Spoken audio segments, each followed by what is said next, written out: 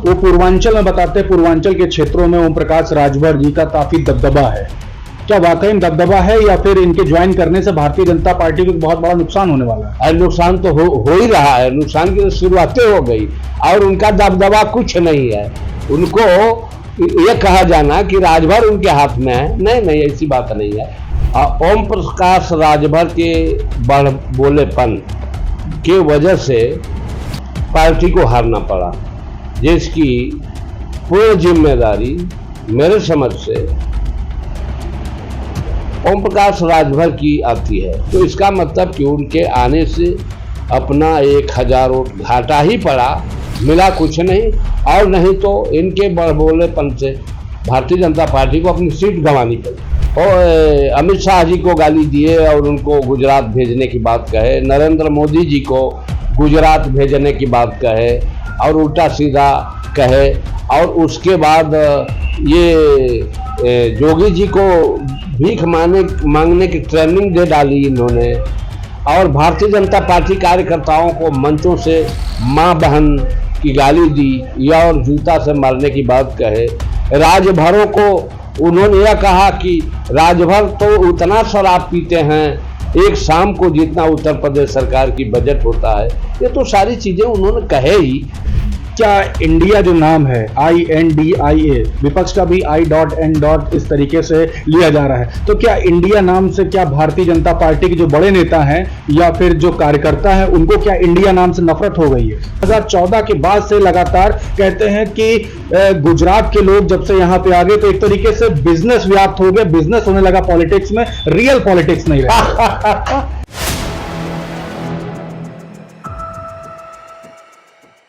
4 PM news network में आप सभी का स्वागत है। मैं हूं क्षितिज का। आपको बता दें, उपचुनाव जैसे ही घोसी का बीता, लगातार आप देख रहे हैं ओम प्रकाश राजभर की बात करें या फिर वहां पे जो भारतीय जनता पार्टी के प्रत्याशी थे घोसी विधानसभा में दारा सिंह चौहान, वो भी लगातार ट्रोल हो रहे। कोई ना कोई बयान ओम प्रकाश राजभर का लगातार वायरल हो रहा है। हम आपको बता दें, इस समय हमारी मौजूदगी घोसी लोकसभा में जो पूर्व सांसद रहे हैं हरि नारायण राजभर जी, उनके साथ में है। हम बात करेंगे घोसी उपचुनाव में जो करारी शिकस्त झेलनी पड़ी भारतीय जनता पार्टी को, उसको लेकर के क्या कहना है सांसद जी का। सांसद जी, आपसे हम बात करें, आप पहले सांसद रहे हैं 14 से 19 के दौर में, और लगातार वहां पे एक राजभर जो बिरादरी है उसके बीच में एक वर्चस्व आपका लगातार कायम था।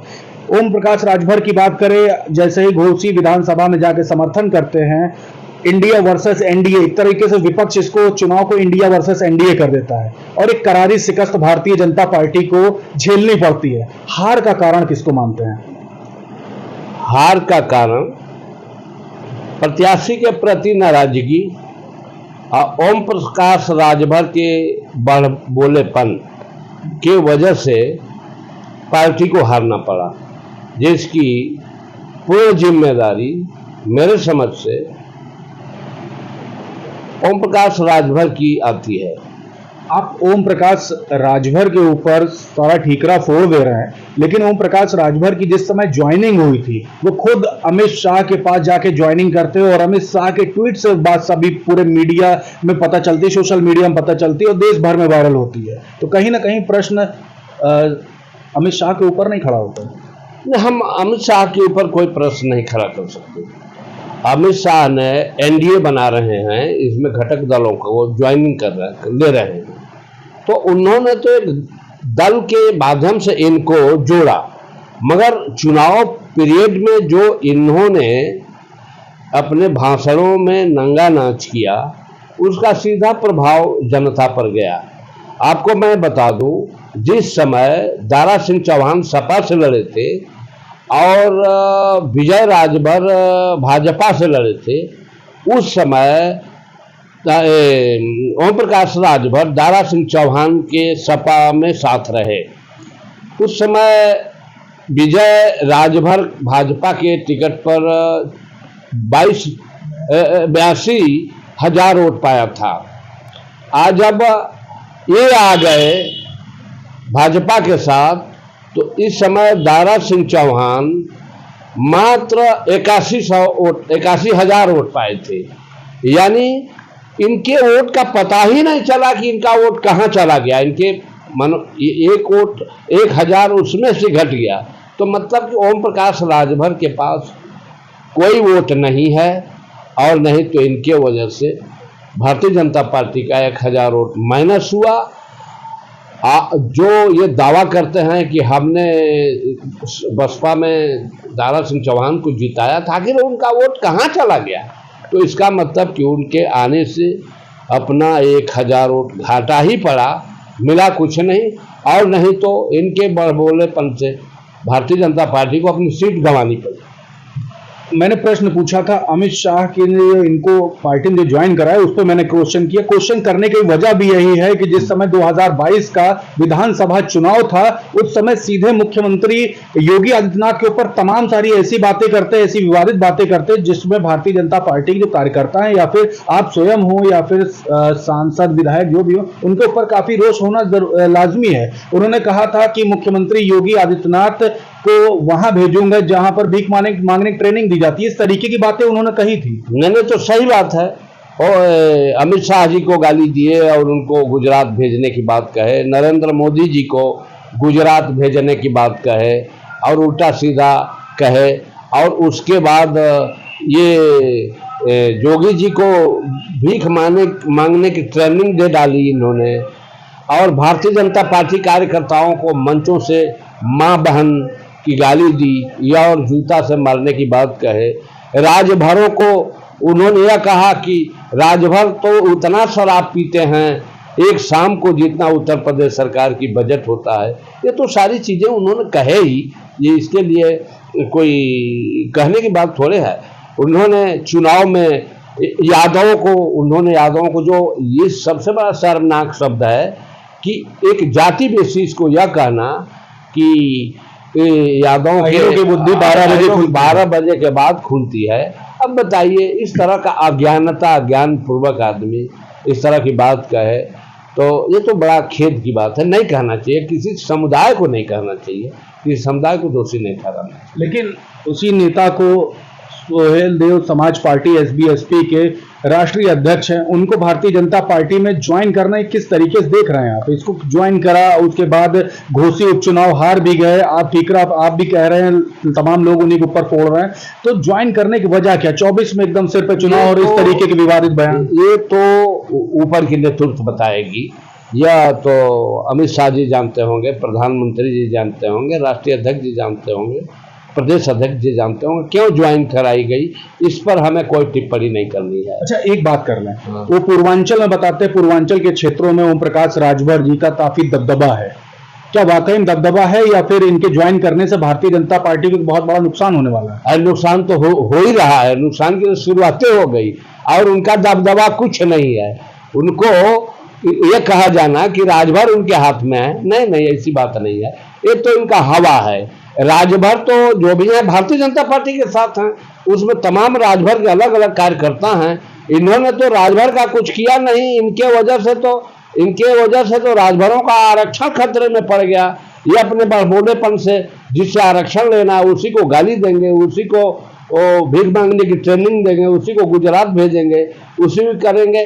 तो इससे इन राजभरों का ओम प्रकाश राजभर की वजह से जो नुकसान हुआ है शायद इस सदी में वापस आए, इसलिए कोई दबदबा नहीं है। दबदबा तो अब क्लियर हो गया ना कि जब ये आए तो, और नहीं तो भाजपा का ही जनाधार 1000 घट गया, वोट घट गया, ये दिए क्या? अब दबदबा क्या समझने की बात है? इससे साफ और क्या है, घोषित चुनाव तो क्लियर कर दिया कि क्या है। आप ही के शीर्ष नेतृत्व में चुना है उनको और तमाम सारी ऐसी बातें हो रही जिसमें बड़ा एक प्रश्न चिन्ह खड़ा हो जाता है। मानवर देखिए, जो प्रैक्टिकल और प्रत्यक्ष है, आज जो रिजल्ट आया है वो मैं कह रहा हूं, मैं किसी देश के आंख में धूल नहीं झोंक सकता। अब हमारी पार्टी नेतृत्व उनको NDA में घटक दल में उनको लाई है, तो वो तो हमारे नेतृत्व का फैसला है, उसमें हम थोड़े ना कोई हस्तक्षेप कर सकते हैं। अच्छा, एक बात और करें, ओम प्रकाश राजभर लगातार एसबी बात करें सोहेल देव समाज पार्टी से हैं और राजभर बिरादरी के लिए लगातार आवाज बुलंद करते रहे हैं। लेकिन इस समय आप भी एक टाइम पे अटल बिहारी वाजपेयी जी, श्रद्धेय अटल बिहारी वाजपेयी जी के टाइम पे आपने अपनी पॉलिटिक्स की है, और 70 के दशक की बात करें, 80 के दशक, उस दौरान भी आप पॉलिटिक्स कर रहे हैं, अभी भी सक्रिय है। ओम प्रकाश राजभर के आने से इस समय जो ओम राजभर बिरादरी की जो पॉलिटिक्स है और उस दौरान की पॉलिटिक्स में फर्क क्या देख रहा है? अब एक बात सुन लीजिए, मैं सन 1970 में जनसंघ में ज्वाइनिंग किया। जनसंघ से लेकर जनता दल बनी इमरजेंसी में इंदिरा गांधी की, और उसके बाद भाजपा बनी। मैंने 80 से चुनाव लड़ना शुरू किया, 91 से विधायक हुए। मैं दोबारा फिर विधायक हुए, मंत्री बने कल्याण सिंह, राजनाथ सिंह, राम प्रकाश गुप्ता जी के मंत्रित्व काल में, मुख्यमंत्रित्व काल में। और उसी समय राजनाथ सिंह और कल्याण सिंह से कह करके मैं सुहलदेव की मूर्ति नूर मंजिल लखनऊ तिराहे पर मैं सरकार के प्रयास से, सरकार के धन से मैंने लगवाया। और सुहलदेव की स्थिति यानी इतिहास जो है यानी समाज में जागृत हुआ। उस समय ये कहीं और थे, ये तांगा उंगा चला रहे थे, ये टैक्सी चला रहे, मगर इन्होंने एक पार्टी बनाई सुहलदेव जी के नाम पर। मूर्ख यानी राजभरों को जाति जाति कह करके सुहलदेव करके लपेट करके एक पार्टी बना लिया, और इन्होंने टिकटें बेचा, सपा से टिकट मिली उसको भी बेचा, भाजपा से टिकट मिली उसको भी बेचा, पैसा कमाया, और अपने लड़के बच्चों को आगे बढ़ाने के लिए यह हर फन काम कर रहे हैं ओम प्रकाश राजभर जी। उसी परिप्रेक्ष्य में भाजपा से भी एनडीए में भी ज्वाइन कर रहे हैं। तो ये तो इनका पर्सनल बात है। उस समय ये राजभरों के प्रति, सुहलदेव जी के प्रति इनका कोई योगदान नहीं है। हमने लगवाया, यही नूर मंजिल तिराहे पर लखनऊ में वो प्रतिमा खड़ा होकर के बयान कर रही है। अच्छा, इससे सबसे हट के एक बार बात करें, 2014 की बात कर ले। 2014 में जिस समय भारतीय जनता पार्टी केंद्र में आती है, सरकार बनाती है, कई ऐसे नेता हैं भारतीय जनता पार्टी के, आपसे हट के अगर बात करें तो कहते हैं 2014 तक के जो भारतीय जनता पार्टी की जो राजनीति थी, जो भारतीय जनता पार्टी एक तरीके से जीवित थी, अंदर दिल में बसती थी। जो संघी रहे, जो संघ विचारधारा के रहे, वो संघ विचारधारा जीवित रही। लेकिन 2014 के बाद से लगातार कहते हैं कि गुजरात के लोग जब से यहाँ पे आ गए तो एक तरीके से बिजनेस व्याप्त हो गया, बिजनेस होने लगा पॉलिटिक्स में, रियल पॉलिटिक्स नहीं रहा। भाई साहब देखिए, हम भाजपा में रहे, जनसंघ में रहे, और 2014 से भी सांसद रहे। हमने अटल बिहारी वाजपेयी और नरेंद्र मोदी के भाजपा में कोई अंतर नहीं देखा। हमने यही देखा कि जो नरेंद्र मोदी की भाजपा है, जो अटल बिहारी वाजपेयी की भाजपा है, वह सेम भाजपा है। भाजपा में कोई अंतर नहीं, उसकी कार्यप्रणाली में भी कोई अंतर नहीं है। अटल बिहारी वाजपेयी भी एक लोकप्रिय नेता थे, और नरेंद्र मोदी भी राष्ट्रप्रिय नेता हैं। इनके ज़माने में देश विकास कर रहा है, पूरी दुनिया में छाए हुए हैं। इसमें हमको कोई अंतर दिखाई नहीं दे रहा है। अच्छा नेता जी, थोड़ा सा हट के एक बात और कर ले। इंडिया और भारत को लेकर के लगातार सोशल मीडिया पर बातचीत ट्रोल हो रही है। क्या इंडिया जो नाम है INDIA, विपक्ष का भी I.N. इस तरीके से लिया जा रहा है, तो क्या इंडिया नाम से क्या भारतीय जनता पार्टी के जो बड़े नेता हैं या फिर जो कार्यकर्ता हैं, उनको क्या इंडिया नाम से नफरत हो गई है? भाई साहब देखिए, भारत जो है महाराजा भरत के नाम से जाना जाता है, भरत के नाम पर हुआ। यह सनातन युग से भारत आ रहा है। इंडिया जो है अंग्रेजों ने दिया है, तो इंडिया को हम लोग इंडिया शब्द से अपने को गुलाम मानते हैं, क्योंकि अंग्रेजों का दिया हुआ ये शब्द है। तो हम लेकिन नेताजी एक बात कर लें, इंडिया जो संविधान लिखा गया, संविधान को तो मानते, संविधान को नहीं मानते? नहीं, संविधान उसी संविधान पर हमारा देश चल रहा है, तो हम संविधान को मोदी जी भी मानते हैं। कोई नया संविधान नहीं, ऐसा है कि जो भी संविधान बने, अब तक तो देश जो अंबेडकर द्वारा, राजेंद्र प्रसाद द्वारा जो निर्मित संविधान है भारत का, जिस पर आज हमारा प्रजातंत्र काम कर रहा है, तो संविधान को हम लोग मानते हैं, क्यों नहीं मानेंगे। आर्टिकल 1 तो कहता है भारत और इंडिया दोनों एक ही है। भाई कहा तो जाता है, ये हम नहीं कह रहे हैं, इंडिया भी कहा जा रहा है, भारत भी कहा जा रहा है, मगर मूल रूप से हम लोग भारत को प्राथमिकता देते हैं, इंडिया को ऑप्शन नहीं देंगे। अरे अब इंडिया, अंग्रेजी में तो इंडिया ही लिखा जाएगा, अंग्रेजी में तो इंडिया ही लिखा जाएगा, उसमें भारत तो अंग्रेजी में बनता नहीं है, भारत तो हिंदी में बनता है। तो इंडिया, हम लोग अंग्रेजी पढ़ेंगे तो इंडिया ही बोलेंगे ना, इंडिया बोलेंगे, मतलब नफरत नहीं है। नफरत किस बात की है, अंग्रेजी में हमको इंडिया कहना है, हिंदी में भारत कहना है, मगर भारत ही मूल सनातन शब्द है। मैं भारत के उस भूमिका को हम लोग इग्नोर नहीं कर सकते, क्योंकि हम लोग सनातनी हैं। लास्ट में फिर से ओम प्रकाश राजभर के ऊपर आते हैं। घोसी विधानसभा जो चुनाव जो हारी, उसका आपने पूरा जो जिम्मेदारी बताई हारने की, वो ओम प्रकाश राजभर की बता दी। क्या 2024 के लोकसभा चुनाव में जो पूर्वांचल की तमाम जो संसदीय सीट है, क्या ओम प्रकाश राजभर को आप भारतीय जनता पार्टी के लिए खतरा मान रहे हैं?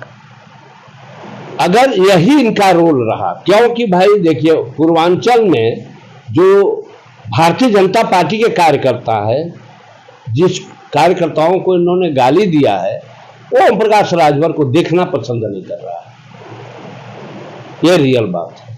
तो क्या ओम प्रकाश राजभर की राजनीति की खात्मे की शुरुआत यहां से हो चुकी है, इसको भी मान रहे हैं आप? अब वो तो ओम प्रकाश राजभर जाने, बाकी जिस तरीके से आप बात कर रहे हैं, आपको क्या लग रहा है?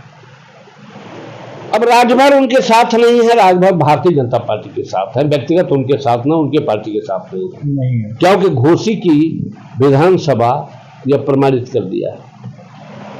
तो हरि नारायण राजभर जी को सुन रहे थे, तमाम मुद्दों पर बात हुई। ओम प्रकाश राजभर लगातार ट्रोल हो रहे थे घोसी विधानसभा चुनाव के बाद, जिस तरीके से करारी शिकस्त मिली है भारतीय जनता पार्टी को, वहां पे विपक्ष ने इस पूरे चुनाव को इंडिया वर्सेस एनडीए का रूप दे दिया, और उसके बाद एक बड़ी खुशी की लहर विपक्षी खेमे में लगातार रही।